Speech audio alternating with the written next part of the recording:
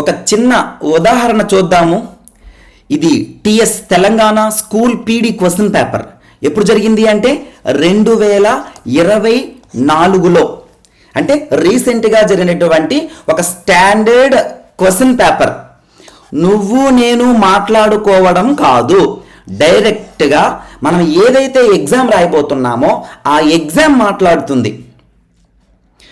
మనము చదివినవి 100 బిట్లయితే వరుసగా 100 బిట్లు చదివితే అందులో ఫస్ట్ 1 లేదా 2 లేదా 3 బిట్టే మన ప్రశ్న. కానీ ఈ మిగతా 97 చదవడానికి మన కాలాన్ని, మన శక్తిని వినియోగించి గొడ్డులాగా కష్టపడి చివరికి జాబును కోల్పోతున్నాం. అలానే నేను వదలమని చెప్పట్లేదు, అనవసరమైన విషయాలు చదవద్దు.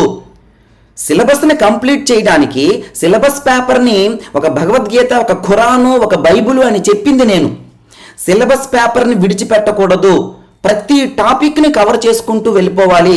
అలా అని ప్రతి చిన్న టాపిక్ని ఎవరైనా ఒక శాస్త్రవేత్త వస్తే ఆయన ఏం చెప్పాడో వదిలేసి ఆయన పుట్టుపూర్వత్రాలు, ఆయన పుట్టుక, ఆయన మరణము, ఆయన చదివే చదువు, ఆయన యూనివర్సిటీ, ఆయన ఇంకేదైనా కనుక్కుంటే, వాడు అడిగింది న్యూటన్ గమన నియమాలు అయితే న్యూటన్ ఇంకేదైనా కనుక్కుంటే దానికోసం మాట్లాడడం, ఇలాంటి అనవసరమైనటువంటి సమాచారాన్ని మన నోట్స్లో కానీ క్లాస్ రూమ్లో కానీ డిస్కషన్ చేయడం వల్ల అమూల్యమైన సమయము, అమూల్యమైనటువంటి శక్తి కోల్పోతాము అని చెప్తే, వరుణేమో పైన చెప్తారు, పూర్తిగా చెప్పరు అని ఒక కాంపిటీషన్ తట్టుకోలేని వాళ్ళు ప్రచారం చేస్తున్నారు. మీరు నేను ఇలా ఎవరు పడితే వాళ్ళు ఏది పడితే అది మాట్లాడడం కన్నా డైరెక్ట్గా క్వశ్చన్ పేపర్ చూద్దాం. క్వశ్చన్ పేపర్లో ఎన్ని క్వశ్చన్లు ఉన్నాయో, ఇన్ని ఎగ్జామ్స్ రాసాము, ఇన్ని కోచింగ్ సెంటర్లు ఉన్నాయి కదా, ఎప్పుడైనా ఈ పాయింట్ చెప్పాయా? ప్రతి ప్రశ్న ఫస్ట్ 2-3 వాక్యాల నుంచి వచ్చిన ప్రతి ప్రశ్న మనం రాసుకున్నటువంటి సిలబస్లో మనం ప్రిపేర్ చేసుకున్నటువంటి మెటీరియల్లో నుంచి వచ్చినటువంటి ఫస్ట్ 1 or 2, ఇంకా మించిపోతే చాలా తక్కువ సందర్భంలో 3వ వాక్యమే మన ప్రశ్న. ఇది తెలిస్తే చక్కగా ఫస్ట్ 3 మీద ఎక్కువ కష్టపడి అన్ని టాపిక్లు ఫస్ట్ 3 చదివేసి తర్వాత మిగిలిపోతే కొన్ని పాయింట్లు ఒక 8, 9, 11. ఎప్పుడైతే సిలబస్ మొత్తము ఫస్ట్ చదవాల్సినవి చదివేస్తే మనం 99% సేఫ్. మిగతా 1 మార్కు కోసము మిగతా మళ్ళీ ఈ సిలబస్ అంతా ఎంత చదివామో దీనికి 10 రెట్లు ఎక్కువ చదివితే అప్పుడు ఈ 1% మార్కును మనం పొందుతాం. ఆ 1% మార్కు కోసము మనం ఈ 99 మార్కుల్ని కూడా, ఈ 99% రావడానికి అవకాశం ఉండే మార్కులన్నింటినీ కూడా బలి చేస్తున్నాము. అది నేను నిరూపించిన నాడు ఫిజికల్ ఎడ్యుకేషన్లోనే ఉండను. ఈ క్షణమే ఇప్పుడే నిరూపిస్తున్నది. యోగా యొక్క ప్రధాన లక్ష్యం ఏమిటి? యోగా యొక్క ప్రధాన లక్ష్యము శారీరక దృఢత్వమా, ఫ్లెక్సిబిలిటీని పెంచడమా, శాంతి మరియు ఆధ్యాత్మికతను అభివృద్ధి పరచడమా, బరువుని తగ్గించడమా? ప్రశ్న చాలా సులభము. ఎప్పుడైతే ఆప్షన్స్ చూస్తామో చాలా కష్టంగా అనిపిస్తుంది. యోగా వలన శరీరం దృఢత్వం వస్తుంది, ఫిజికల్ ఫిట్నెస్ వస్తుంది. అన్నిటికన్నా ఎప్పుడూ చెప్పుకుంటాము యోగా వలన ఫ్లెక్సిబిలిటీ విపరీతంగా పెరుగుతుందని చెప్పుకుంటాము. శాంతి మరియు ఆధ్యాత్మిక వృద్ధి ఎంతమంది చెప్పారో నాకు తెలియదు. నేనైతే నా మెటీరియల్లో ఫస్ట్ ఉండే మాట ఇదే. ఇప్పుడు ఈ ప్రశ్న 2024లో పడింది. నేను యోగా అనే మెటీరియల్ 2021లో తయారు చేశాను. ఆల్రెడీ అది అందరి దగ్గర ఉంది. ఇప్పుడు నేను ప్రశ్న చూసి ఎప్పటికిప్పుడు నేను క్వశ్చన్ పేపర్లో కిట్టించేసేది ఏమీ లేదు. అలాంటి వాళ్ళు చాలామంది ఉంటారు. ప్రశ్న పడకముందే చెప్పగలగాలి. ఇది గుర్తుపెట్టుకోండి. బరువు తగ్గడం కూడా ఉంది. ఇవన్నీ అవుతాయి. ఈ అయిన వాటిలో ఏది ఎక్కువ, వాడు అడిగినటువంటి ప్రధాన అనే పదం కానీ, వాడు అడుగుతున్నటువంటి అతి చిన్న పదాలు ఉంటాయి. ఆ చిన్న పదాల వలన క్రింద ఉన్నటువంటి ఆన్సర్ మారిపోతూ ఉంటుంది. ఇదే యోగా యొక్క ఉపయోగము అని అనుకుంటే అన్ని ఉపయోగాలే అవుతాయి. కానీ ప్రధాన లక్ష్యం ఏమిటి అని అంటే ఇవన్నీ అవుతూ ప్రధానంగా ఏదవుతుందంటే శాంతి మరియు అభివృద్ధి. యోగా ఇంట్రడక్షన్లో ఇది నేను ఎప్పుడో తయారు చేసిన మెటీరియల్. అసలు యోగా అనేది ఏ డిపార్ట్మెంట్ కింద ఉంటుంది? ఆయుష్ అనే డిపార్ట్మెంట్ కింద ఉంటుంది. ఎన్ని కోచింగ్ సెంటర్లు ఉన్నాయి, ఎన్ని సంవత్సరాల నుంచి ఉన్నాయి? ఆయుష్ అనే మాటను ఎప్పుడైనా ఇంట్రడ్యూస్ చేసిందా?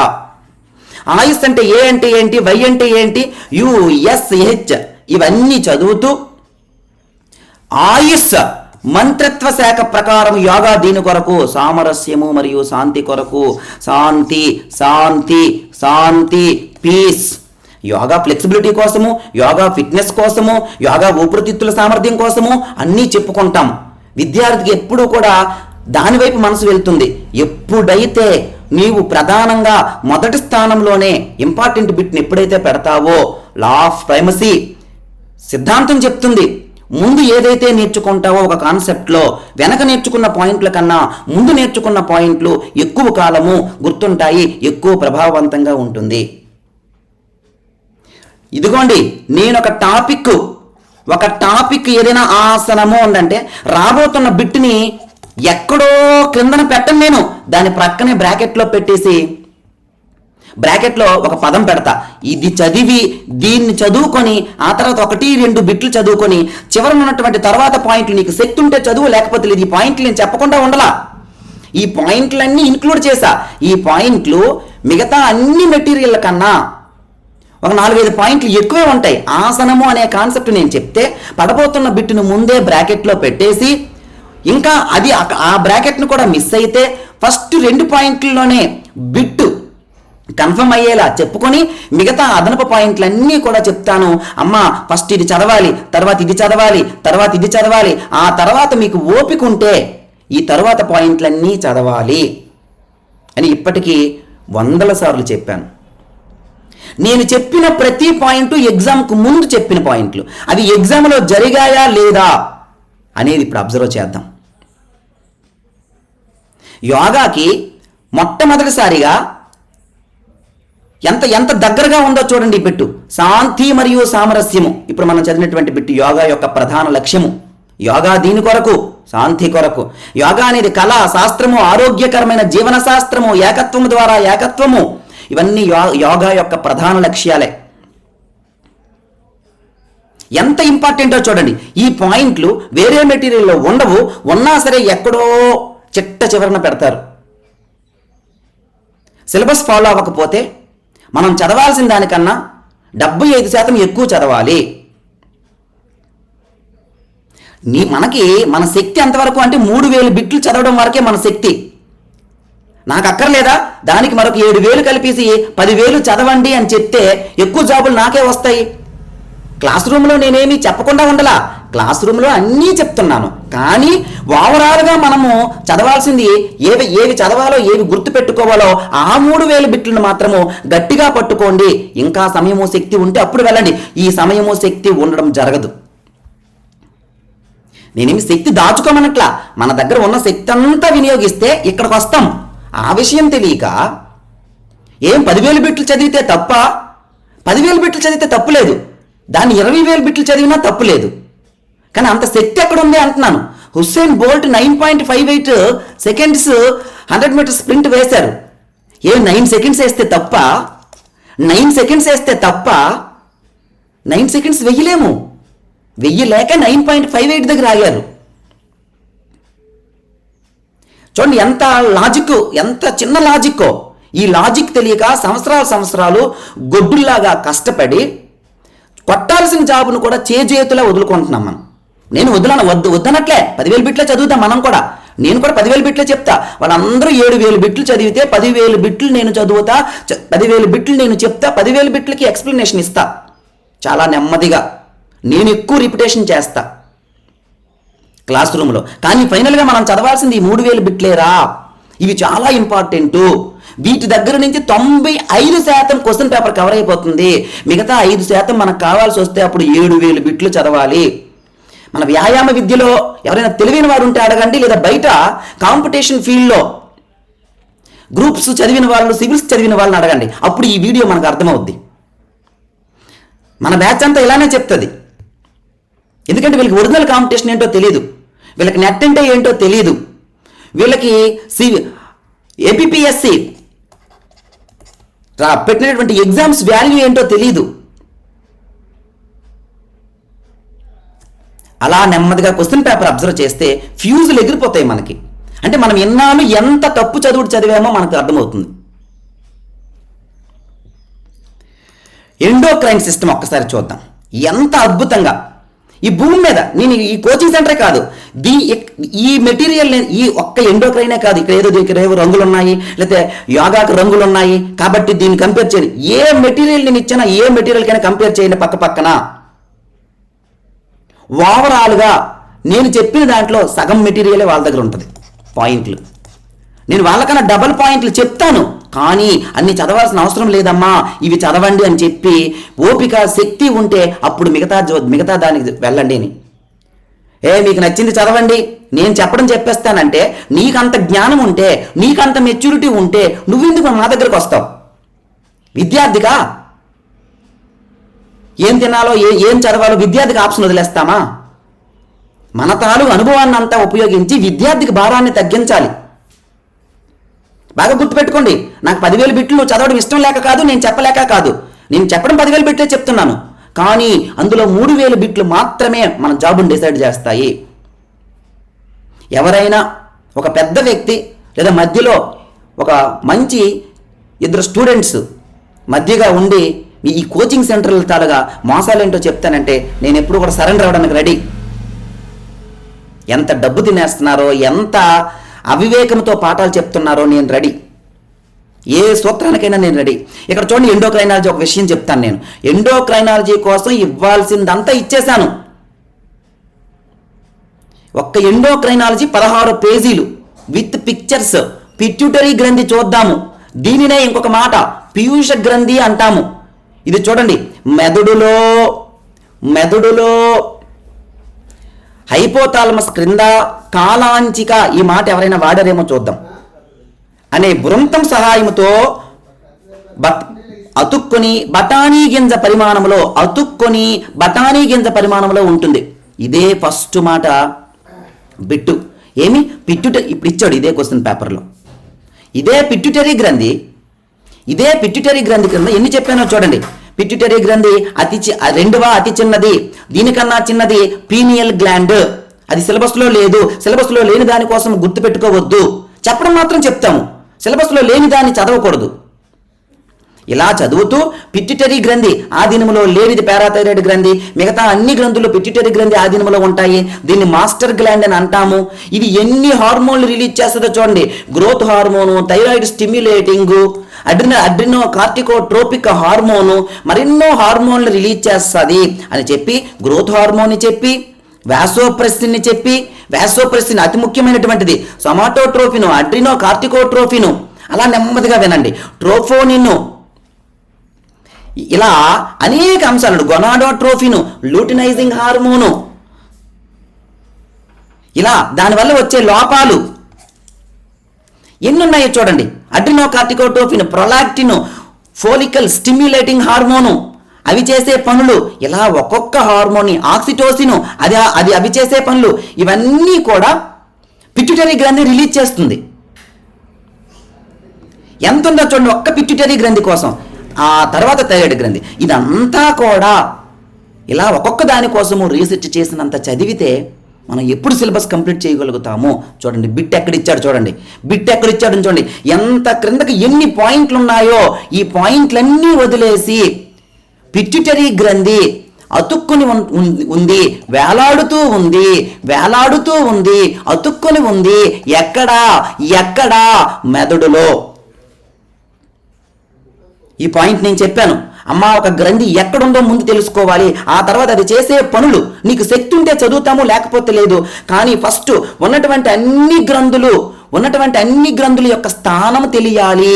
ఉదాహరణకు పిట్యూటరీ గ్రంథి వాడిచ్చిన మొదటిది, థైరాయిడ్ గ్రంథి, పారాథైరాయిడ్ గ్రంథి, అడ్రినల్ గ్రంథి, ప్యాంక్రియాస్ గ్రంథి. వాడిచ్చిన గ్రంథులే చదవాలి. మన వాళ్ళు ఏం చేస్తారు, పనిలో అదనపు గ్రంథులు కూడా కలిపేస్తారు. నేను గొప్ప ఉపాధ్యాయుని అని అనిపించుకోవడం కోసం. ఇస్తే ఏం చేస్తాము అని అనుకుంటే జీవితాంతము ఎంత చదివినా సరే అదిస్తే ఏం చేస్తాం, ఇదిస్తే ఏం చేస్తామని అనుమానంతోనే బ్రతకాల్సి వస్తుంది. ఆ అనుమానంతో చాలా చదవాల్సి వస్తుంది. పిట్యూటరీ గ్రంథి స్థానము, థైరాయిడ్ గ్రంథి స్థానము, పారాథైరాయిడ్ గ్రంథి స్థానము, అడ్రినల్ గ్రంథి స్థానము, ప్యాంక్రియాస్ గ్రంథి స్థానము. ఆర్డర్ అడుగుతాడు, ఏది పైన ఉంది ఏది కిందనుంది. ఆ తర్వాత పిట్యూటరీ గ్రంథి లోపలికి వెళ్ళి మనము రీసెర్చ్ చేసుకుందాం. పిట్యూటరీ గ్రంథి మీద ఒక రీసెర్చ్, థైరాయిడ్ గ్రంథి మీద ఒక రీసెర్చ్, పారాథైరాయిడ్ గ్రంథి మీద ఒక రీసెర్చ్లు చేస్తే, ఈ రీసెర్చ్లు చేసి దీని మీద ఒక బిట్టు వస్తుందో రాదో తెలియదు, ఆ ఒక బిట్టు రాసేసి మిగతా 99% బిట్లను వదిలేద్దాం. అలానే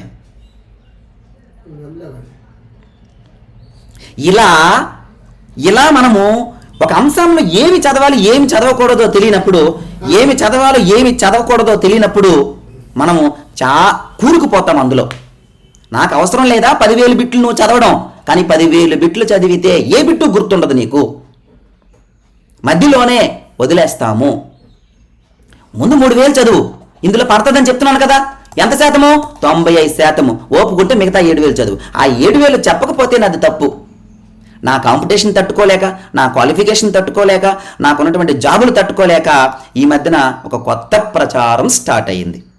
మీరు చూడండి, 200 బిట్లకు 200 బిట్లు నా మెటీరియల్లో ఫస్ట్ 3 లైన్లో నేను బిట్ డిసైడ్ చేయకపోతే వ్యాయామ విద్యను విడిచిపెడతా. నువ్వే చక్కగా పాఠాలు చెప్పుకుందు, ఎలాగో నా తర్వాత నువ్వే ఉన్నావు కాబట్టి. పిట్యూటరీ గ్రంథికి చూడండి ఎంత ఎక్కువ మ్యాటర్ ఇచ్చామో, ఆ మ్యాటర్ అంతటా తర్వాత వాడు ఫస్ట్ లైన్ బిట్ ఇచ్చాడు. ఏంటి? మెదడులో వేలాడుతూ ఉన్నటువంటి బిట్. ఇలా 1-2 నేను చూపించను. క్వశ్చన్ పేపర్లో ఎక్కడో 1-2 దగ్గర చూపించేసి ఇదిగో నేను కరెక్టు అని చెప్పను. ఎన్ని బిట్లు ఉన్నాయో అన్ని బిట్లు నేను ఇదే ఫార్ములాతో మీకు చూపిస్తాను. వీడియో లెంగ్త్ ఎక్కువ అవుతుంది. ఇలా చూద్దాం. ఇంకొక బిట్ అనాటమీ చూద్దాం. ఇక్కడ ప్రశ్న చూపించి అక్కడ ప్రతి దానికి నేను ఆన్సర్ చూపించగలను. ఇక్కడ ఇది చూడండి, ఎంత అజ్ఞానంలో మనం ఉన్నామో. మేనేజ్మెంట్ యొక్క అంతిమ విధి ఏమిటి? సిలబస్ చదవండిరా, సిలబస్ ముందు కంఠస్థ వచ్చేయాలి, సిలబస్ కంఠస్థ వచ్చేస్తే చాలా బిట్లు చేసేస్తాము అని చెప్తాను నేను. POSDC సిలబస్ ఇచ్చింది. ఫంక్షన్స్ ఆఫ్ మేనేజ్మెంట్ మీరు సిలబస్ చూడండి. మొట్టమొదటిది ఏది? ప్లానింగు. రెండవది ఏమిటి? ఆర్గనైజింగు. మూడవది ఏమిటి? స్టాఫింగు. నాలుగవది ఏమిటి? డైరెక్టింగు. ఐదవది ఏమిటి? కంట్రోలింగు. సిలబస్ చదవమని చెప్తాను, సిలబస్ని కంఠస్థ పెట్టమంటాను. ఈ సిలబస్ ఏ ఆర్డర్లో ఇచ్చాడో గుర్తుపెట్టుకోమంటాను నేను. ఇదిగో ఇక్కడ అంతిమ విధి ఏది అంటే, అంతిమ విధి ఇది ఎవరు క్లాసులో చెప్పరండి. వీడు మేనేజ్మెంట్ కింద చాలా చెప్తాడు, కానీ అసలు POSDC అనేది 1 2 3 4 5 ఇది ఒక ఆర్డర్ ప్రకారం చదవాలి, వీటిని చదువుకోవాలి. ఇవి కాకుండా ఏదైతే ఇస్తాడో అదే ప్రశ్న, అదే ఆన్సర్ అవుతుంది. ముందు ఇవి విధులు అని చదువుతూ, ఇందులో కూడా మొదటి విధి ఏది అంటే ప్రణాళిక, చివరి విధి ఏది అంటే కంట్రోలింగ్, నియంత్రణ. ఇక్కడ చూడండి, వాడు అంతిమ విధి అంటే చివరి విధి అడిగాడు. స్టాఫింగ్ అనేది అంతిమ విధా? ఇది ఎక్కడో మూడవది. ఇగో కంట్రోలింగ్ ఆన్సర్ అదే, నియంత్రించడం చివరి విధి. సిలబస్ పేపర్లో ఉంది ఇది. నువ్వు మెటీరియల్లో ఆ మెటీరియల్లో ఎక్కడో మూలనిస్తే పరిస్థితి ఏంటని అన్నావు కదా, మూల వరకు వెళ్ళలే, అసలు మెటీరియల్ వరకు కూడా వెళ్ళలే, సిలబస్ నుంచే ప్రశ్న ఇచ్చేశాడు. ఇలా నేను ఎన్ని బిట్లు చూపించగలను? అక్కడక్కడ ఎంచేసి ఎక్కడైతే నాకు అనుకూలంగా ఉందో ఆ బిట్లు చూపించడం కాదు, ఎన్ని బిట్లకు అన్ని బిట్లు వీడియో చేసి పెడతాను. మీకు సమయం లేదు కాబట్టి ఉన్న పలంగా మీరు ఎంత అజ్ఞానంలో ఉన్నారో చెప్పదలుచుకున్నాను. కాబట్టి ఇలా ఏ బిట్టు కనిపిస్తే ఆ బిట్టు. ఇలా అనాటమీకి వెళ్దాం. అనాటమీలో నేను చెప్పిన దాంట్లో 20% ఉంటే ఫిజికల్ ఎడ్యుకేషన్ కోచింగ్ విడిచిపెడతాను నేను. నేను చెప్పిన దాంట్లో 20% ఉంటే, నేను చెప్పడం మిగతా వాళ్ళకన్నా చాలా ఎక్కువే చెప్తా. బట్ ఏది పట్టుకోవాలో ఏది చదవాలో అది చదవమని ముందు చెప్తా. దానివలనే ఈరోజు ఇంత సక్సెస్ రేట్ వచ్చింది. ఏనా బీనా సీనా ఇలాంటివన్నీ క్లాస్ రూమ్లో ప్రతి లైన్ దగ్గర చేసి చూపిస్తా. ఇప్పుడు తెలుసు వీళ్ళకి ఏ కరెక్టా, బి కరెక్టా, సి కరెక్టా, లేదా ఏ అండ్ బి కరెక్టా, ఏబిసి కరెక్టా. అసలు వాటికి అంత అవసరం లేదు. ఇది వీడియోలో మాత్రం చెప్పను నేను. ఆ ప్రశ్నలన్నీ ఏ కరెక్టా, బి కరెక్టా, సి కరెక్టా, ఏ అండ్ బి కరెక్టా, ఏసి కరెక్టా, బీసీ కరెక్టా, ఏబిసి కరెక్టా అని ప్రశ్న వచ్చినప్పుడు ఏది ఆన్సర్ చెయ్యాలో నేను ఆల్రెడీ చెప్పేస్తాను. ఒక ఫార్ములా ఉంది దానికి. అన్ని యూట్యూబ్లో పెడితే నా విద్యార్థులు బలైపోతారు. మనకు ఆన్సర్ తెలియనప్పుడు ఏది పెట్టాలో ఆన్సరు. నువ్వు ఈ బిట్ల కోసము జీవితాంతము చదివితే ఆ బిట్టు పెడతావో పెట్టవో నాకు తెలియదు, కానీ నేను చెప్పిన ఒక 4-5 ఫార్ములాలు ఉన్నాయి, ఆ ఫార్ములా పాటిస్తే మనకు రాని బిట్ను ఆన్సర్ చేసేస్తాం. ఇది నిరూపించడానికి రెడీ. ఇదే జనాలను ఆకర్షించడం కోసం కాదు, శాస్త్రీయంగా మనం ఏం పెడితే ఆన్సర్ అవుతుందో ఇది నేను నిరూపించడానికి రెడీ. ఎంత డబ్బులు పనిష్మెంట్ కట్టడానికైనా రెడీ. ఎవరో వద్దు, 2 మంచి విద్యార్థులు వచ్చి మా ఇద్దరిని పక్కన పెడితే ఏబిసి అనే బిట్లు ఆన్సర్ ఇచ్చినప్పుడు మనకు ఆన్సర్ తెలియకపోయినా ఎలా ఆన్సర్ చెయ్యాలో నేను ఒక ఫార్ములా చెప్తాను. ఆ ఫార్ములా 95% ప్రశ్నలకు వర్తిస్తుంది. ఇది నువ్వు చదవకపోయినా సరే, అలాగని నువ్వు చదవద్దనట్లా, మనకు తెలియకపోయినా సరే మనం ఎలా ప్రవర్తించాలో చెప్తున్నాను. ముందు మనకున్న ఆప్షన్ ఏంటంటే మనకు వచ్చింది పెట్టడం. రాకపోతే ఏం చెయ్యాలో నేను చెప్తాను. అంత మాత్రాన ఈ ప్రశ్నలు చదవద్దు అంటున్నాడు, అసలు మెటీరియలే చదవద్దు అంటున్నాడు, పాఠాలు చెప్పడు, అది తప్పు, అది దిగజారుడు. మనకి క్యారెక్టర్ లేకపోవడం వల్ల అటువంటి మాటలు మాట్లాడుతాం. ఈ బిట్లన్నీ నువ్వు చదవక్కర్లే, నువ్వు ఏ బిట్ పెట్టాలో నేను చెప్తా, అది సమయం వచ్చినప్పుడు రివీల్ చేస్తా. నేను 14 నెట్లని చెప్తున్నా కదా, నా దగ్గర అంతకన్నా ఎక్కువ నెట్లే ఉన్నాయి. ఎప్పుడైతే నన్ను ఎవరైతే విమర్శిస్తాడో వాడికి ఘాటుగా మరొక 2 నెట్లు కలిపే ఇస్తా. దేనికి నేను ఆవేశపడను, సమయం వచ్చినప్పుడు చాలా గట్టిగా ఇస్తా. నాలో 10% సబ్జెక్ట్ కానీ ఉంటే వీళ్ళు ఇలా ఉండరు ఈరోజు. కాకపోతే నాకున్న ఉన్నతత్వం వలన కాన్సెప్ట్ మీద విమర్శిస్తాను తప్ప మనిషిని విమర్శించను. ఇవన్నీ ఈ సిలబస్ ఇవేవి తెలియవు. కష్టం అంటే ఏంటి, ప్రైమరీ గ్రూప్ అంటే ఏంటి. ఇంకా చిన్న ఎగ్జాంపుల్ చూడండి. ఒక అభ్యసన సిద్ధాంతంలో కోహ్లర్ అనే దాని మీద, ఈ సైకాలజీ కాన్సెప్ట్ మీద కోహ్లరు ఎన్ని చెప్పారంటే చాలా అంశాలను చెప్పారు. ఇన్ని పాయింట్లు ఉన్నాయి. నాకు కోహ్లర్ అని చెప్పి బ్రాకెట్లో చింపాంజీ అని పెడతాను నేను. ఇదిగోండి, కోహ్లర్ దేని మీద ప్రయోగం చేశాడు, చింపాంజీ మీద. అలాగని చింపాంజీ ఒక్కటే చదువుకొని వెళ్ళమని చెప్పను నేను, కోహ్లర్ కోసం అన్నీ చెప్తాను. కాకపోతే ప్రధానంగా ఇదిగోండి, కోహ్లర్ ఏ జంతువు మీద ప్రయోగం చేశారు, పావులో ఏ జంతువు మీద ప్రయోగం చేశారు, ఇలా బిఎఫ్ స్కిన్నర్ ఏ జంతువు మీద ప్రయోగం చేశారు, ఇలా జంతువుల మీద ప్రయోగం చేశారనే విషయం తెలిస్తే పేపర్ సెట్టరు ఊహిస్తాడు ఆల్మోస్ట్ మిగతా విషయాలు కూడా వీళ్ళకి ఐడియా ఉంటుంది అని. మనం ఏ బిట్ చేస్తే మిగతా అన్ని బిట్లు కవర్ అవుతాయో ఆ బిట్టుని పేపర్ సెట్టర్ ఇస్తాడు. ఇలా ప్రతి అంశాన్ని నేను వివరించి బయటికి చెప్పకూడదు. కొన్ని నా విద్యార్థులకి ఇక్కడ నేను అందరితో పాటు పాఠం చెప్తాను, అందరికన్నా ఎక్కువ పాయింట్లు చెప్తాను, ఫైనల్గా ఏం చెయ్యాలో చెప్తాను. చూడండి బిట్ ఎంత ఫస్ట్ లైన్లు ఇచ్చాడో. ఈ ఏబీసీ బిట్లు మర్చిపోండి, వీటిని ఏదో భూతంలాగా చూపిస్తున్నారు, వాటికి అంత లేదు. ఈ వీడియో కిందే నా విద్యార్థులు ఎవరైనా ఉంటే ఏబీసీ కోసం నేను ఏం చెప్పానో ఆ విషయం చెప్పకుండా ఎస్ఆర్ మీరు చెప్పారు అనే అంశాన్ని అయితే మెన్షన్ చేయండి. ప్రతిదీ ఫస్ట్ బిట్టే. ఇగో ఒత్తిడి హార్మోను, డైరెక్ట్గా ఒత్తిడి కోసం ఒక పెద్ద సైకిలే ఉందండి. ఒత్తిడి కోసం అసలు మనం ఒత్తిడికి గురైనప్పుడు ఏం జరుగుతుంది అని అంటే హైపోథాలమస్ ఫస్ట్ యాక్టివేట్ అవుతుంది. హైపోథాలమస్ తర్వాత పిట్యూటరీ గ్రంథి యాక్టివేట్ అవుతుంది. పిట్యూటరీ గ్రంథి తర్వాత అడ్రినల్ గ్రంథి యాక్టివేట్ అవుతుంది. అడ్రినల్ గ్రంథి తర్వాత అడ్రినల్ గ్రంథి కార్టిసోల్ రిలీజ్ చేస్తుంది.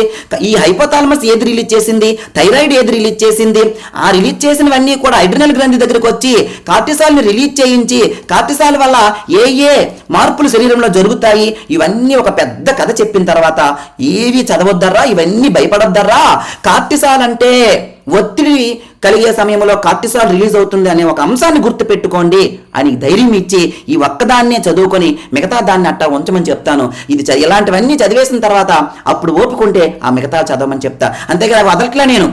అసలు ఈ సైకిల్ తెలుసా, హెచ్పిఏ యాక్సిస్ సైకిల్ తెలుసా, తెలీదు, చెప్పరు. సబ్జెక్ట్ చాలా డెప్త్ చెప్తాను, కాకపోతే అది విద్యార్థుల మీద భారం పడకుండా రాబోతున్నటువంటి ప్రశ్న ఏదో చెప్తాను.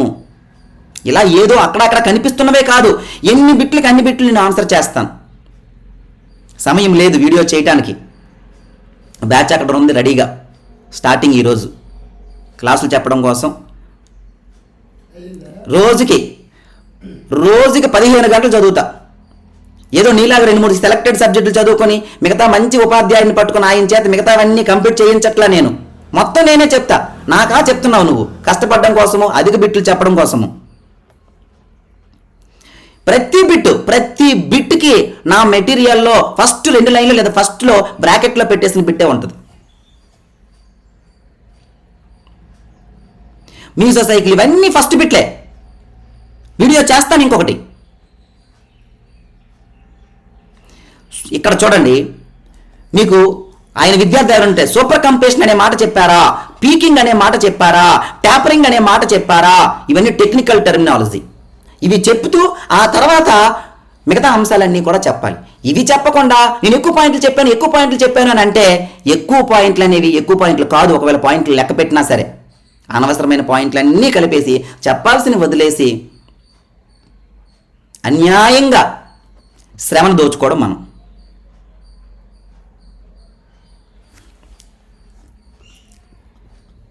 ఫస్ట్ నుంచి వద్దామని పేపర్ని తిరిగేస్తున్నాను.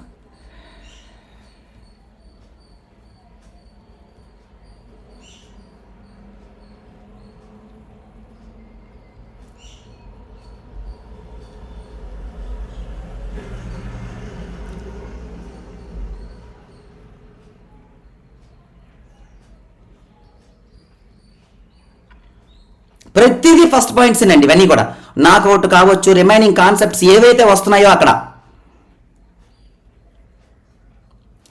మన తాలూకు ఎనర్జీ ఎంత వేస్ట్ అవుతుందో ఒక 5-6 ప్రశ్నలు చేస్తే మనకు అర్థమైపోద్ది. ఫస్ట్ బిట్ గుండె యొక్క బరువు. ఫస్ట్ బిట్ గుండె కోసం చదవాలంటే 100 బిట్లు ఉన్నాయి. మనం దాన్ని హైలైట్ చేయాలి. నేను స్టార్ మార్క్ పెట్టానో లేదో చూడండి. చెప్పడం అన్నీ చెప్తాను. అందులో ఎక్కడ క్వశ్చన్ తయారవడానికి ఆస్కారం ఉందో అనేక ఎగ్జామ్స్ రాసిన వ్యక్తిగా నాకు ఆ సెన్సింగ్ ఉంది, ఆ జడ్జిమెంట్ కెపాసిటీ ఉంది. మన దగ్గర ఆ జడ్జిమెంట్ కెపాసిటీ లేక మెటీరియల్ తయారు చేసినప్పుడే జడ్జిమెంట్ లేదు. ఏం పెట్టాలి ఏం పెట్టకూడదనే అంశం. ఇంకా ఎగ్జామ్లో ఏమొస్తుందో మనకేం తెలుసు? అంత తప్పుడు దారులు ఎత్తుక్కుంటాం మనం.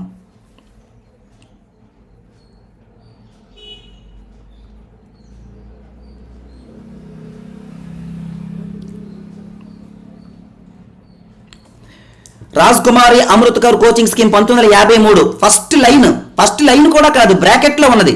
అంటే సిలబస్ ఇక్కడ రాస్తాము, సిలబస్ ఉన్న తర్వాత దీని నుంచి రాబోతున్న బిట్ని బ్రాకెట్లో పెట్టేస్తాను నేను. ఆ తర్వాత అది మిస్ అయితే 1వ బిట్, అది మిస్ అయితే 2, అంతే. అక్కడతో నేను ఆగిపోమంటాను. ఆ తర్వాత శక్తి ఉంటే మిగతావి చదవండిరా అంటాను. ఈ మిగతావి కూడా చెప్తాను ఒక్కొక్క పాయింట్. ఇవి అంత బాగా చెప్పాను, ఇవి కూడా అంతే బాగా చెప్తాను. కానీ ప్రశ్న రాని కాడ మనం ఎందుకు టైం వేస్ట్ చేయటం? అలా అని మనం వదలట్లా. కాకపోతే ముందు ఈ 3 అంశాల మీద కాన్సన్ట్రేషన్ చేయండి. నీకు ఫీజులు ఎగిరిపోతాయి. మొత్తం 200 బిట్లు నేను ఆన్సర్ చేసి చూపిస్తే. ఇదిగోండి కంటెంట్. ఈ ఎసెన్షియల్ ఆఫ్ ఫిజికల్ ఎడ్యుకేషన్లో ఫస్ట్ లైన్లు. ఇవి ఫస్ట్ లైన్లు ఉండకపోతే నన్ను అడగండి. విద్య అంటే ఏంటో, అసలు విద్య అనే దానికి ఎప్పుడైనా మన పాఠం చెప్తే కదా. ఫిజికల్ ఎడ్యుకేషన్లో ఎడ్యుకేషన్ అనే మాట ఉంది. ఫిజికల్ అంటే అర్థం ఏమిటి? శారీరక పరమైనది. ఎడ్యుకేషన్ అంటే ఏమిటి? సెట్ ఆఫ్ ఇన్స్ట్రక్షన్స్, సూచనల సమాహారము. ఫస్ట్ లైనే ఉంటుంది నాది, నా మెటీరియల్లో. ఇది ఫస్ట్ బిట్. 1 by 1 చెప్తున్నాను. ఒక నిమిషం లేట్ అయిన పర్లేదు, మధ్యలో ఉన్నాను. వ్యక్తి అనుభవాల మొత్తాన్ని వ్యాయామ విద్య అన్నాము అని డెల్బర్ట్ టఫర్ స్టార్ మార్క్ పెట్టాను నేను. మీరు చదివిస్తారు, ఒక 20 డెఫినేషన్లు చదివిస్తారు మీరు. నేను 20 డెఫినేషన్ నేను చెప్తాను, కానీ చదవడం మాత్రం అందులో 6-7 మాత్రం చదవండి అని చెప్తాను. Delbert Oberteuffer, J B Nash, J F Williams, R Cassidy అనుభవాల మొత్తం అని వస్తే డెల్బర్ట్ టఫర్ పెట్టండి.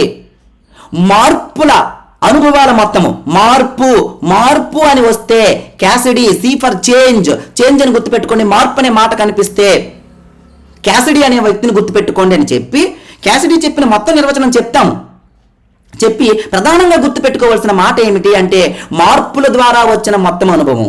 ఓన్లీ మార్పులని రాకుండా అనుభవాలని వస్తే డెల్బర్ట్ టఫర్. 2024లో ఈ పేపరు, 2024కు ముందే డెల్బర్ట్ టఫర్ నేను 3 స్టార్ గాని పెట్టుండకపోతే నా కెరీర్ అంతా కూడా అబద్ధమని నేను ఒప్పుకుంటా. పడిన తర్వాత ఇరికించడం కాదు, పడకు ముందే చెప్పినటువంటివి ఇవన్నీ కూడా. వేదిక్ పీరియడ్లో ఎన్ని ఉన్నాయండి? Vedic, epic, Hindu period, Nalanda period, ఇలా ఇలా అనేక పీరియడ్లు ఉన్నాయి. ఇవన్నీ కూడా ఈ పీరియడ్లో ఒక్కొక్క పీరియడ్కి బిట్లు ఉన్నాయి. ఎపిక్ పీరియడ్కి, హిందూ పీరియడ్కి, నలంద పీరియడ్కి, వీటన్నిటికీ కూడా 20 బిట్లు ఉన్నాయి. ఎన్ని చూడండి, లెక్క పెట్టుకోండి. 100 బిట్లు అవుతాయి. ఈ 100 బిట్లు అవుతున్నాయి. ఈ 100 బిట్లో చదవద్దు. వేదిక్ పీరియడ్ టైం గుర్తుపెట్టుకోండి, ఎపిక్ పీరియడ్ టైం గుర్తుపెట్టుకోండి, హిందూ పీరియడ్ టైం గుర్తుపెట్టుకోండి, నలంద పీరియడ్ టైం గుర్తుపెట్టుకోండి, మిడీవియల్ పీరియడ్ టైం గుర్తుపెట్టుకోండి. తర్వాత బిఫోర్ ఇండిపెండెన్స్, ఆఫ్టర్, ముందు టైం గుర్తుపెట్టుకోండి. టైం గుర్తు పెట్టుకున్న తర్వాత ఓపుకుంటే వేదిక్ పీరియడ్లో మెయిన్ కాన్సెప్ట్ చదవండి, 1-2 పాయింట్లు. ఎపిక్లో 1-2, హిందూలో 1-2. ఇలా చదివిన తర్వాత ఇప్పుడు టైం ఉంటే మిగతా అంశాలన్నింటినీ చదువుతాం. బట్ అవి చదవకూడదు. ఇదిగోండి వాడు ఇచ్చిన బిట్ ఏమిటి, వేదిక్ పీరియడ్ తాలుగా ఫస్ట్ నేనైతే నువ్వు ఆ బిట్ ఎక్కడ పెడతావు నాకు తెలియదు, కానీ వేదిక్ పీరియడ్ నేను బ్రాకెట్లోనే పెడతాను. దీనికి 3 స్టార్ పెడతాను నేను. మనం క్వశ్చన్ పేపర్ 1 by 1 చేస్తున్నాం ఇప్పుడు. వేదిక్ పీరియడ్ ఫస్ట్ బిట్టా కాదా, అంతకుముందు చెప్పింది ఫస్ట్ బిట్టా కాదా, 1953 రాజకుమారి ఇది ఫస్ట్ బిట్టా కాదా, రాజకుమారి దగ్గర అది ఎప్పుడు ప్రారంభించారు, రాజకుమారి ఏ మినిస్టరు, అప్పుడు ఉన్నటువంటి ప్రధానమంత్రి ఎవరు, అసలు ఎంత డబ్బు కేటాయించారు, మొట్టమొదట ఎన్ని గేమ్స్కి కోచింగ్ ఇవ్వడం ప్రారంభించడం జరిగింది, ఆ గేమ్స్ ఏంటేంటి, ఇవన్నీ డెప్త్ అంటే ఇది. నువ్వు ఎప్పుడైనా రాజకుమారి కోసం ఎంత డబ్బులు కేటాయించారు, ప్రధానమంత్రి ఎవరు, అక్కడ ఫస్ట్ మొట్టమొదటి ప్రారంభించినప్పుడు ఎన్ని గేమ్స్ని ప్రారంభించారు, ఎంతమంది భారతీయ కోచ్లు ఉన్నారు, ఎంతమంది విదేశీ కోచ్లు ఉన్నారు, 4+1 ఎంతమంది విదేశీ కోచ్లు ఉన్నారు అని ఇవన్నీ చెప్తూ, బట్ 1953 అనే డేట్ చదువుకోండిరా అని చెప్తాను. నీకు ఈరోజు ఫీజులు ఎగిరిపోకపోతే నన్ను అడుగు. ఎన్ని బిట్లకి అన్ని బిట్లు. ఈరోజు క్వశ్చన్ పేపర్ మొహం చూస్తే కదా. పైకా ఫస్ట్ బిట్, పైకా స్కీము ఏ నేమ్ నుంచి వచ్చింది, పైకా స్కీము ఏ నేమ్గా మారింది, ఆర్జీకేఏగా. ఇది 2014లో ఆర్జీకేఏగా. పైకా కోసము పైకా ఎబ్రివేషన్, అది సంవత్సరము, ఎవరు ప్రారంభించారు, దాని బ్లాకులుగా గేమ్స్ అవుతాయి, ఒక్కొక్క బ్లాక్కి ఎంత డబ్బులు కేటాయించారు, ఇవన్నీ చెప్తాం. కానీ పైకా దేనిగా మారింది, ఆర్జీకేఏ దేనిగా మారింది, ఖేలో ఇండియాగా. ఇది ఒక పైకా అని చెప్పి ఇలా యారో మార్కు పెట్టి, ఆర్జీకేఏ అని పెట్టి ఇలా యారో మార్కు పెట్టి ఖేలో ఇండియా అని చదువుతాను. ఇది చదువుకోండర్రా చాలు అంటాను. ఎంత ధైర్యం వస్తుంది పిల్లవాడికి. అలాగని మిగతా చెప్పడం మానేస్తామా, కొడతారు.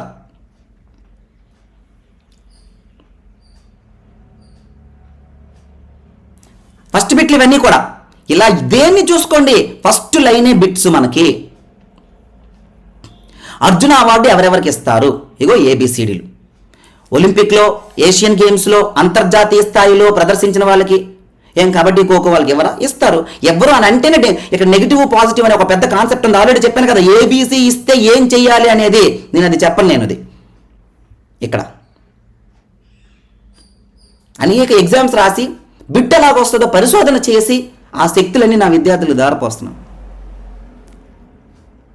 ఏదో నన్ను నేను నిరూపించుకోవడం కోసం యూట్యూబ్లో అన్నీ చెప్పేసి విద్యార్థులుగా నేను చేయలేము. చెప్పానా లేదా ఒకసారి మా పిల్లల్ని అడగండి. ఎందుకంటే మన రేపొద్దున గేమ్ చేంజర్ ఇదే. ఎలా పెట్టాలి, ఏబీసీ బిట్లు ఇస్తే ఎలా పెట్టాలి. ఇగో కప్స్ అండ్ ట్రోఫీస్ ఒక పెద్ద లిస్ట్ ఇచ్చి చదివించాను. అందులో ఇరానీకి స్టార్ మార్క్ పెట్టామో లేదో చూడండి. తెలంగాణ వాళ్ళకి చెప్తున్నాను, 2024 ముందు చెప్తున్నాను. ఆ తర్వాత ఈ పేపర్ వచ్చిన తర్వాత ఎన్నో దీని నుంచి నేర్చుకున్న అంశాలు మళ్ళీ ఇప్పుడు కొత్తగా చెప్పిన అంశాలు చాలా ఉంటాయి. బట్ వాటిని నేను ఇంక్లూడ్ చేయట్లా. మైండ్ ఆత్మ కనిపిస్తే ఐడియలిజం పెట్టమన్నాను. మైండ్ కనిపిస్తే ఆ బిట్ అర్థం కానప్పుడు గ్రోత్ ఫస్ట్ బిట్టే తెలుగు బిట్ చూద్దాం. సహజంగా పెరుగుదలని ఏమన్నాము, పెరుగుదలే. అన్ని అంశాల్లోనూ పరిమితితో పాటు, లక్షణాలతో పాటు గుణాత్మకంగా, పరిమాణాత్మకంగా అని మార్పు కనిపిస్తేనే వికాసం అని పెట్టాలి. ఓన్లీ పెరుగుదల అనే మాట కనిపిస్తే నువ్వు ఇంకొక మాట పెట్టొద్దు, గ్రోత్ అని పెట్టమని చెప్పాను నేను. ప్రతిదీ ఫస్ట్ లైనేనండి.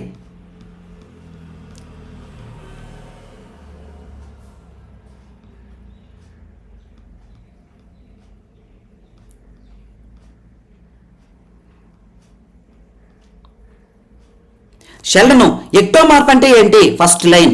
మీసోమార్ఫ్ బ్రాకెట్, ఎండోమార్ఫ్ బ్రాకెట్లో ఉంటే చాలు. ఎండోమార్ఫ్ పేరులో ఎండిపోవడం ఉంది, కానీ ఆయన మాత్రం చాలా లావుగా ఉంటారు. పాట్ బెల్లి, కొండలాంటి కడుపు. ఎక్కువ అరుగుదల ఉంటుంది, పొడవాటి ప్రేగులు, ఎండోమార్ఫ్. ఫస్ట్ లైనే ఎండోమార్ఫ్ చెప్పదలుచుకుంటే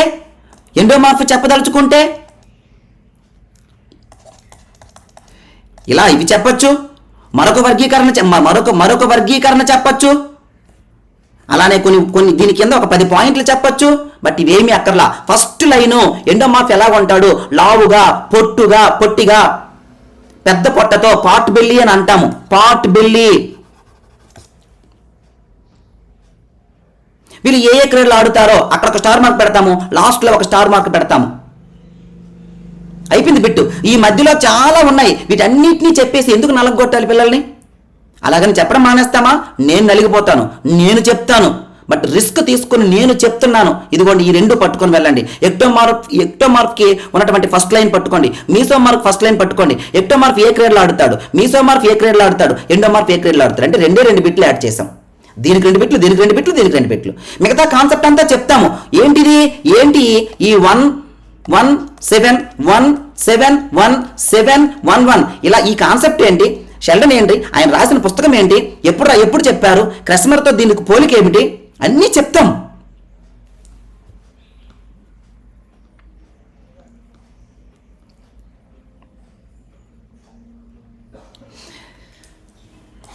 మానవ శరీరంలో అతి చిన్న నిర్మాణాత్మక క్రియాత్మక యూనిట్. కణం కోసం ఎన్నున్నాయి కాన్సెప్ట్స్? ఇది స్టార్ మార్క్ పెడతాను నేను. అమ్మ ఇది రాదని మీరు అనుకుంటారు. ఇంత చిన్న ప్రశ్నే వస్తుంది అని నేను చెప్పి ఈ చిన్న ప్రశ్న కూడా నిర్లక్ష్యం వల్ల చెడిపోకూడదని ఆ ప్రశ్నని హైలైట్ చేస్తాను అక్కడే.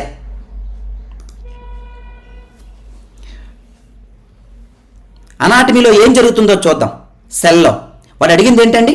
స్ట్రక్చర్ అడిగాడు, ఫంక్షన్ అడిగాడు, అంటే నిర్మాణం అడిగాడు, విధులు అడిగాడు. నిర్మాణము విధులు తప్ప దీని చరిత్రతో మనకి ఏం పని? చరిత్ర చెప్పి రక్తాన్ని పీల్చేస్తాం.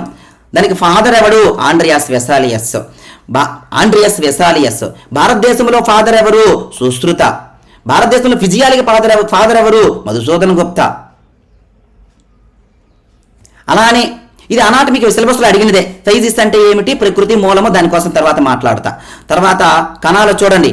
కణాలు తమను తాము పునరుత్పత్తి చేయగలిగే అతి చిన్న నిర్మాణాలు. ఫస్ట్ బిట్ పడిపోయిందా పడిపోలేదా? ఫీజులు ఎగిరిపోవాలి నీకు. ఇలా 200 బిట్లు చూపిస్తాను. అన్నిటికీ అక్కడికి వెళ్ళి చూపించడానికి సమయం లేదు నాకు. ఎన్ని బిట్లు ఉన్నాయి అన్ని బిట్లు. కణం కోసం అధ్యయనం సైటాలజీ, శరీరంలో అతి సూక్ష్మమైన భాగము. ఇప్పుడు చూడండి, వీళ్ళు ఏం చేస్తారంటే ఇది చెప్పకుండా రాబర్ట్ హుక్ అనే శాస్త్రజ్ఞుడు, అది కణానికి సంబంధించినట్టే అనిపిస్తుంది, అక్కడే కట్ చేయడం రావాలి. 1665 రాబర్ట్ బ్రౌను ఆయన కనుక్కున్నది 1831. ఇంక నేను తగ్గించాను ఇవి ఈ సంవత్సరాలన్నీ. తర్వాత కణ సిద్ధాంతము, స్లేడనుస్వాను, ఇవి 1838. ఆ కణ సిద్ధాంతంలో కణం కోసం ఏమేం మాట్లాడాము, ఇలా చాలా చెప్పేసిన తర్వాత అప్పుడు కణము అతి సూక్ష్మమైన నిర్మాణాత్మక క్రియాత్మక ప్రమాణము అప్పుడు వస్తారు. ఇదిగోండి, కణములలో నిర్మాణాత్మక క్రియాత్మక ప్రమాణము ఫస్ట్ లైనే బిట్టు. ఇక్కడ చూడండి, దైహిక కణాలు, బీజ కణాలు, ఇది అందరూ చెప్పుకునే పాఠమే. మైక్రోస్కోప్ను కనుక్కున్నది జకారియస్ జాన్సన్. ఇంక ఈ మైక్రోస్కోప్ కోసం మరొక కొన్ని బిట్లు. ప్లాస్మా కణత్వచం కోసం ఇన్ని పాయింట్లు ఎవరైనా చెప్పారా? ఇది ఒక్కదాని కోసమే కాదు, చూసుకోండి ఇన్ని పాయింట్లు. ఇందులో సగం పాయింట్లు నీ మెటీరియల్లో ఉంటే అప్పుడు ఎవరు పైన చెప్పారు, ఎవరు డెప్త్ చెప్పారో మనకు అర్థమవుతుంది. ఇలా ఈ ఒక్క కాన్సెప్టే కాదు, నువ్వు పండితులని చెప్పుకున్నటువంటి యోగా తీసుకో. యోగాలో ఫస్ట్ లైనే క్వశ్చన్గా వచ్చింది. శాంతి సామరస్యం అనే మాట నీ మెటీరియల్ ఎక్కడుందో నాకు చూపించు. రాదు, మెటీరియల్ చేయడం రాదు. ఎప్పుడో పాతకాలం చేసిన దాన్ని వీళ్ళు ఇప్పుడు గట్టిగా ఊదరగొడతారు, గట్టిగా చదువుతారండి, బోధన తెలియదు. సైటోప్లాజ్మా జెల్ అంటే నేను ఇది నోట్స్ ఇస్తాను నేను. జిగట పదార్థము, జలలాంటి పదార్థము ఫస్ట్ లైన్ బిట్టు. ఇది ఉంది ఇప్పుడు సిలబస్లో. ఫస్ట్ లైన్ బిట్టు, కణము ఫస్ట్ లైన్ బిట్టు, జిగట పదార్థం ఫస్ట్ లైన్ బిట్టు. కణము ఫస్ట్ లైన్ బిట్టిచ్చామా? కణములో ఉండే జిగట ద్రవము సైటోప్లాజ్మా. జిగట నేను నోట్స్ ఇస్తాను. జెల్ అంటే జిగట అని. ఎందుకంటే తెలుగు పదం ఏది చెప్పకుండా ముందుకు వెళ్ళను. ఫస్ట్ లైన్ బిట్టా కాదా? అలా అని సైటోప్లాజ్మా కోసం చెప్పడం మానేసామా? జిగట పదార్థం అని చెప్పి ఫస్ట్ లైన్ అది ఇంపార్టెంట్ అని చెప్పి, ఇదిగోండి ఇందులో ఏవేవి ఉన్నాయి, జీవ పదార్థాలేంటి, నిర్జీవ పదార్థాలేంటి, మిగతా కణాంగాలన్నీ దీనిలోనే తేలి ఆడుతాయి, ఇది యొక్క మార్గం ఏంటి, దీని యొక్క విధులు ఏమిటి, కణశ్వాసక్రియ ప్రారంభమయ్యేదేంటి, రవాణా చేస్తుంది, ఇలా ఎన్ని అంశాలు చెప్పుకున్నామో చూడండి ఒక సైటోప్లాజ్మా కోసం. నేను మీరందరూ మైటోకాండ్రియా రైబోజోములు ఇంపార్టెంట్ అంటే, మైటోకాండ్రియా రైబోజోములతో పాటు సైటోప్లాజ్మా చాలా ఇంపార్టెంట్. ఎందుకంటే సైటోప్లాజ్మా కణం యొక్క నిర్వచనము ఇస్తున్నప్పుడు సైటోప్లాజ్మా లేకుండా నిర్వచించలేము. ఎంఎస్సీ చేసిన బయాలజిస్ట్ అడుగు, ఈ పాయింట్ చెప్తాడో చెప్పలేడు. సైటోప్లాజ్మాని ఇంపార్టెంట్ అని చెప్పలేరు. అందరికీ తెలిసింది మైటోకాండ్రియా రైబోజోములు న్యూక్లియస్ ఇంపార్టెంట్ అని చెప్తాం, కానీ సైటోప్లాజ్మాని ఇంపార్టెంట్ అని చెప్పలేము. చెప్తాము పాఠం చెప్పినప్పుడు, కానీ ఇంపార్టెంట్ అని చెప్పడానికి చాలా మేధావితనం కావాలి. ఎందుకో తెలుసు అది ఇంపార్టెంట్? కణం యొక్క నిర్వచనంలో సైటోప్లాజ్మా, న్యూక్లియస్, కేంద్రకము, సైటోప్లాజ్మా, కణత్వచము, ఈ మూడు లేకపోతే కణం లేదు. రైబోజోమ్ ఉండొచ్చు ఉండకపోవచ్చు, మైటోకాండ్రియా ఉండొచ్చు ఉండకపోవచ్చు, అంతర్జీవ ద్రవ్యజాలం ఉండొచ్చు ఉండకపోవచ్చు, బట్ మన దృష్టి అంతా అటువైపు ఉంటుంది. ఎప్పుడైతే కాన్సెప్ట్ చదువుతామో డెప్త్ నాకు తెలియాలి, నీకు కాదు. నాకు తెలియడం వల్ల నేను వడపోత పోసి నీకు ఇస్తాను, అది నువ్వు చేసుకోవాలి. అంతేగాని చెత్తా చెదారం అంతా నీ మొహం మీద పడేసి నువ్వు ఎంచుకోమంటే నువ్వెప్పుడు ఎంచుకోగలుగుతావు?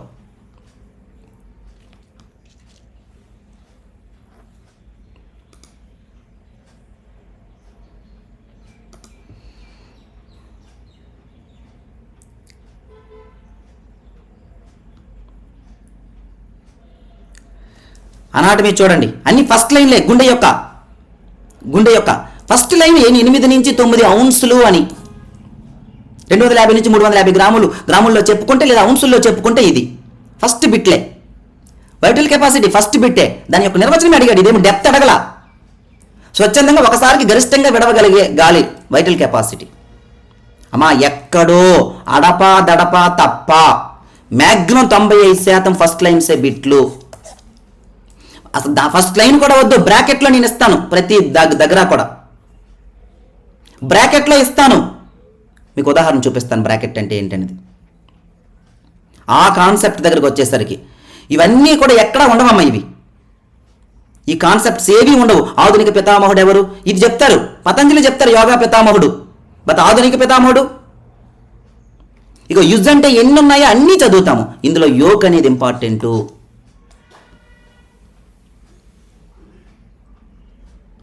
ఇవన్నీ యోగా లక్ష్యాలే. నిర్యాణము బౌద్ధ మతం సంబంధించిన మాట. ఇవన్నీ కూడా యోగా యొక్క లక్ష్యాలే. యోగా యొక్క లక్ష్యం అని చెప్పి ఎన్ని చెప్పామో చూడండి. ఇగోండి మొహంజదారో చరిత్ర సంబంధమైనటువంటి హిరణ్య గర్భుడు, ఇవన్నీ కూడా ఇగోండి ఈ మాట ఎక్కడా కనిపించదు. 2700 BC నుంచి. అమ్మ తల్లి ఈ బంధాలు తెలియవు. ఈ ఏ ఆసనంతో మనకి ఇక్కడ ఉన్నటువంటి కొన్ని ముద్రలు దొరికాయో ఇవన్నీ ఎక్కడ? ఆయుష్ అనే ఒక అధికారికమైనటువంటి డిపార్ట్మెంట్ ఇచ్చినటువంటి సమాచారాన్ని మన సిలబస్కి తగ్గట్టు అందంగా మార్చుకున్నాము. వ్యాయామ విద్యలో ఫస్ట్ ఇన్ హిస్టరీ ఎంత అద్భుతంగా సిలబస్ ప్రకారము మనం మెటీరియల్ తయారు చేసుకున్నాం. ఇంతకుముందు ఎప్పుడో ఏదో తయారు చేసుకున్నాము, ఎప్పటికీ అదే అందరి దగ్గర కూడా. ఇలా నేను ఈ ఒక్కదానికే కాదు, ప్రతి దానికి ఇంతే అందంగా తయారు చేసుకున్నాను. ఇది తయారు చేయడానికి నేను రాత్రి పగలు కష్టపడ్డాను. అంతేగాని నేను తయారు చేయను, నాకు తెలిసిందంతా నీ మీద చెప్పేస్తాను, నువ్వు నచ్చింది నువ్వు చదువుకో అని పిల్లవాడిని పరిశోధన చేయమని చెప్పకూడదు. మనం పరిశోధన చేయాలి.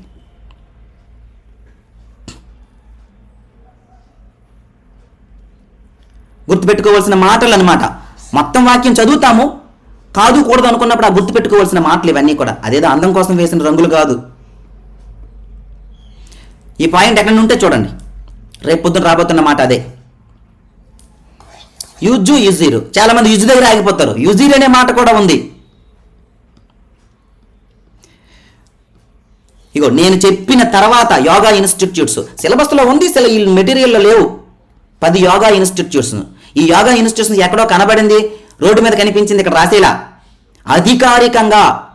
అధికారికంగా ఇచ్చినటువంటి లిస్ట్ ఇది. ఎక్కడి నుంచి తీసుకోవాలి, ఏం తీసుకోవాలనేది అన్ని విషయాలు నేను బయటికి చెప్పను. బట్ నేను చేస్తున్నది అథెంటికేటెడ్. ఏ పాయింట్ చెప్పినా సరే.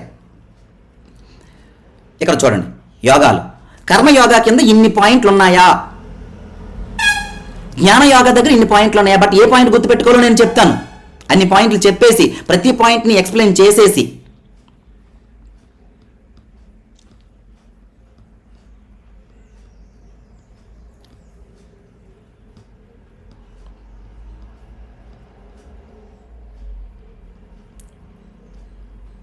ఆసనము, ఇదిగో భంగిమ, ఇది చదివేయండి అమ్మా, ఆ తర్వాత ఇది చదివేయండి అమ్మా అని చెప్తాను. తర్వాత ఇది ఇంపార్టెంట్, ఈ రంగు ఉన్నదంతా కూడా ఇంపార్టెంటే. ఆసనము అంటే భంగిమ, ఇదే ఆన్సరు, ఇది ఫస్ట్ బిట్టే ఆన్సరు. ఇలా నేను ఇప్పుడు ఎన్ని దానికి అన్ని బిట్లు ఫస్ట్ బిట్లు ఆన్సర్లు చూపిస్తాను. నేను నీకు మెటీరియల్ తయారు చేసుకొని రాదు, ఏది పడితే అది కచ్చబిచ్చిగా పెట్టేసి ఇగో నేను డెప్త్ చెప్తున్నానని ఒక చెత్తని డెప్త్ని చెప్తున్నావు. ఇదిరా డెప్త్ అంటే, ఇది డెప్త్ అంటే. అన్నెసెసరీ చదవకూడదు, ఇచ్చినటువంటి సిలబస్ని సంపూర్ణంగానే చదవాలి, అందులో కూడా ఏది చదవాలో తెలియాలి. ఇదే క్వశ్చన్ పేపర్కి ఆసనము అంటే ఏంటో అడిగాడు, భంగిమ. ఎంత చిన్న మాట, బ్రాకెట్లో ఉన్న మాట కూడా బిట్టుగా వస్తుంది. అది ఇన్ని బిట్లు. ఏదో నువ్వు ఒక్క డిఎస్సి రాసి ఏదో అప్పుడేదో జరిగిందంటారు, అందుకే నీకు జాబ్ వచ్చిందంటారు, లేకపోతే పెద్దగా టాలెంట్ లేదు, అదృష్టం కొద్దీ. నెట్ సెట్ రాసిన వాడు అదృష్టం కొద్దీ వచ్చే జాబ్ కాదురా. అఫ్కోర్స్ నీ డిఎస్సి కూడా అదృష్టం, నేను నమ్మను, అదృష్టం అంటే నమ్మను, నువ్వు చదివావు. ఇంకొక మాట ఈయన అంటాడు, నెట్ అనేది ఎలిజిబిలిటీ, డిఎస్ అనేది కట్ ఆఫ్. డిఎస్సిలో నీకన్నా ఎంతమంది ముందు ఉన్నారో అంతమందికి డిఎస్ ఇచ్చేస్తారంటే ముందున్న వాడికి నెట్ ఇస్తారు, ఎవరికి పడితే వాళ్ళకి ఇవ్వరు. ఇంకా నీకు ఇందులో ఇటువంటి డిఎస్సీలు 10 రాస్తే ఎంత, ఒక నెట్ రాస్తే అంత. నీకు తెలియదు ఇది ఎలిజిబిలిటీ, పేరులో ఎలిజిబిలిటీ ఉందని దాని సెలక్షన్ నీకు తెలియదు. అక్కడ కూడా కట్ ఆఫ్ మార్కే ఉంటుంది, ఆ మార్కు దాటిన వారికే అది ఇస్తారు. వాడు ఇంకో అసిస్టెంట్ ప్రొఫెసర్కి ఎలిజిబుల్, అంతేగాని ఎగ్జామ్లో ఎలిజిబిలిటీ అనే పేరు ఉందని పలానా మార్కు దాటిన వాళ్ళందరికీ ఎలిజిబిలిటీ అని నిర్వచించాడు. అజ్ఞానంతో మాట్లాడితే ఇలానే ఉంటుంది. నార్మ్ క్రైటీరియా, నార్మ్ రెఫరెన్స్డ్, క్రైటీరియా రెఫరెన్స్డ్ అని 2 రకాల ఎగ్జామ్స్ ఉంటాయి. నేను ఈ పదాలు చెప్పేశాను కదా, ఇప్పుడు నువ్వు నెట్లో చెక్ చేసి ఈ రెండింటికి తేడా ఏంటో చెప్పు నీకు, అప్పుడు నీకు డిఎస్సికి నెట్కి ఉన్న తేడా ఏంటో తెలుస్తుంది. ఇందులో ఏది నార్ము, ఏది క్రైటీరియా అనేది నువ్వు వీడియో చెయ్యు, ఉన్న పలంగా నేను కోచింగ్ ఆపేస్తా. ఈవెన్ పదాలు చెప్పేశాను కదా, నువ్వు నచ్చిన మెటీరియల్ యూట్యూబ్, నచ్చిన గూగుల్ చూసుకొని, నచ్చింది నువ్వు బ్రౌజింగ్ చేసుకొని వీటికి అర్థాలు నాకు చెప్పు. డిఎస్సి కట్ ఆఫ్ అంట, నెట్ అనేది ఎలిజిబిలిటీ అంట, తప్పది. దీనికి కూడా డిఎస్సికి ఏ ప్రాసెస్లో అయితే వ్యక్తుల్ని సెలెక్ట్ చేస్తారో దీనికి కూడా అదే ప్రాసెస్లో వ్యక్తుల్ని సెలెక్ట్ చేస్తారు. ఎలిజిబిలిటీ అంటే ఇది క్వాలిఫై అయిన వాడు అసిస్టెంట్ ప్రొఫెసర్ రాసుకోవడానికి ఎలిజిబుల్, అంతేగాని అందులో పలానా మార్కు దాటితే ఎలిజిబుల్ అని కాదు. డివైన్ అంటే ఏంటంటే బ్రహ్మానందం చెప్తాడు, వైన్ లాంటిది ఎంత అలా ఉంది దాని ఆయన చెప్పిన ప్రశ్న. డివైన్ అంటే దైవత్వము అని అర్థం, వైన్ కాదు. డివైన్లో వైన్ ఉందని అందులో వైన్ని మనం తీసుకురాకూడదు. అజ్ఞానం ఉంటే అలానే ఉంటుంది. ఈ దొంగల్ని, ఈ అజ్ఞానమైన వ్యక్తులని నమ్మొద్దు. దేశంలోనే అనేక మార్లు నిరూపించుకోబడ్డాను ఆల్రెడీ. ఎగ్జామ్స్ రాసి మాట్లాడాలి, ఏ మాట నేను మాట్లాడతాను, కానీ ఆ మాట్లాడిన మాటను నిరూపిస్తాను. ఎప్పటికీ చేరుకోలేనటువంటి చరిత్ర అకాడమిక్ పరంగా, ఎప్పటికీ ఈ జన్మకి మరి ఇంకెవరు దాన్ని చేరుకోలేరు. అన్ని నెట్లు, అన్ని జేఆర్ఎఫ్లు వీళ్ళు మాట్లాడారు కాబట్టి ఆ మాట్లాడాలి, లేకపోతే ఆ మాట నేను ఎప్పుడు మాట్లాడలా.